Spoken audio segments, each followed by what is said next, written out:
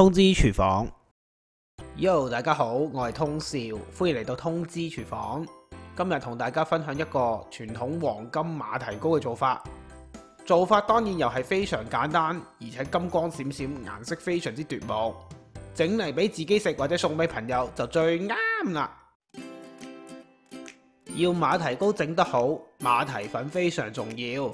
我會建議大家用廣州嘅半糖馬蹄粉，不過坊間其實有好多假貨，大家買嘅時候要小心啲，認清楚個牌子同埋睇清楚先好啊。將馬蹄粉、燉麵、菜油等等嘅材料放喺一個器皿入邊，然後我哋就做第一個步驟，就係同佢搓粉啦。我哋將用嚟開粉漿嘅水分開3次加落去，頭1、2次加完之後，就將粗粒嘅馬蹄粉盡量用手搓散佢，令到佢同啲水混合，咁樣做啲粉漿就會順滑，唔容易起粒。當粉漿開始順滑，冇晒粗粒嘅馬蹄粉嘅時候，我哋就可以將剩下嘅水加埋入去，然後用一個發蛋器將佢哋攪勻。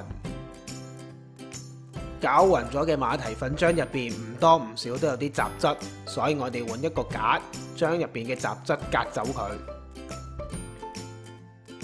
粉漿處理好之後就去準備馬蹄，我用嘅係新鮮馬蹄，佢嘅爽口程度比罐頭好好多。如果大家真係買唔到新鮮嘅話，就算買罐頭都盡量揀啲原粒嘅馬蹄，唔好買嗰啲切咗片嘅。新鮮嘅馬蹄，我哋將佢頭同尾切走，然後用一把刀仔將佢4邊嘅皮批走。馬蹄批好皮之後，如果唔係即刻處理嘅話，一定要快手將佢浸入清水入邊。如果唔係，佢就會氧化變成銹鐵色。之後我哋就要整糖漿，喺一個煲入邊加入指定份量嘅水同埋糖落去，用細火慢慢煮溶佢。唔同嘅糖會影響馬蹄糕出嚟嘅顏色同埋質地，例如砂糖冰糖呢，出嚟嘅顏色會比較灰，質地比較實淨。用片糖煮出嚟嘅顏色就會呈現深啡色，質地比較軟身。而我建議大家用冰糖加黃糖呢個配方，出嚟嘅顏色就會比較金黃，質地亦都會比較實淨。糖漿煮緊嘅時候，我哋就要將馬蹄切粒或者切片。切粒嘅話，其實用刀背拍一拍，拍散佢就可以，唔需要切得太過幼細，否則就會影響個爽脆嘅口感。大部分人甚至我都會建議將馬蹄切片，因為馬蹄切片之後整出嚟嘅馬蹄糕，無論喺爽脆嘅口感或者賣相都比較優勝。切好咗之後就可以放埋一邊備用，唔需要再浸水噶啦。糖漿煮滾咗之後，我哋就加大概1/5攪勻咗嘅馬蹄粉漿落去，同佢打個芡先。然後就將呢啲滾起咗嘅糖漿撞入去已經攪勻好嘅馬蹄粉漿入邊。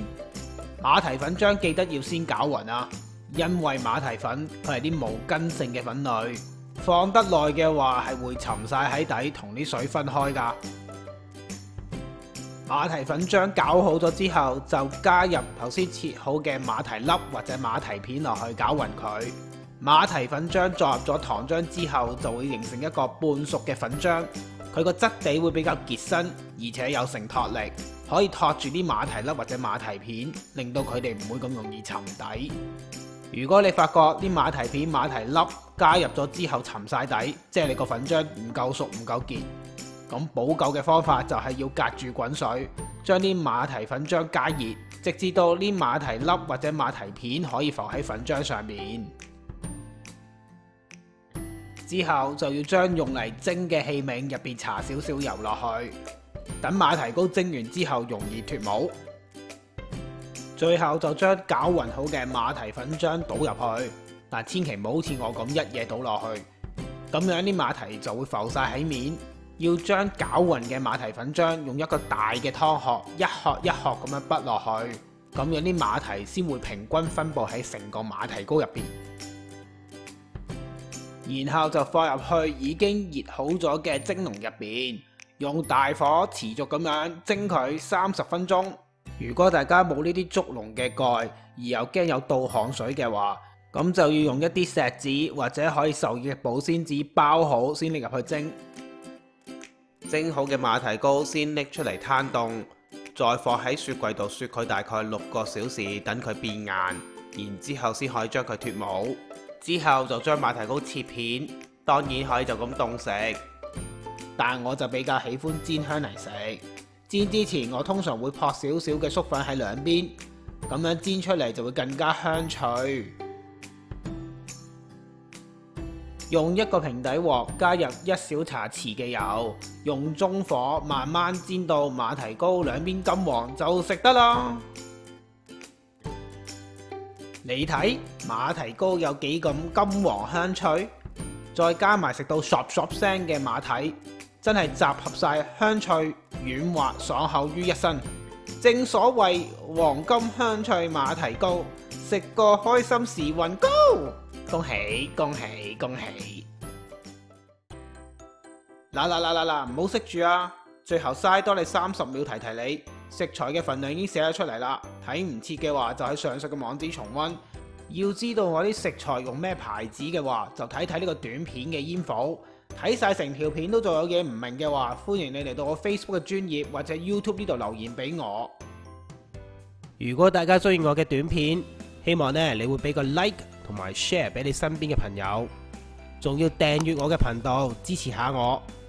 訂閱完之後記得要撳埋隔籬個鐘仔，咁樣你先會收到我最新嘅通知㗎。我哋下次再見啦，拜拜。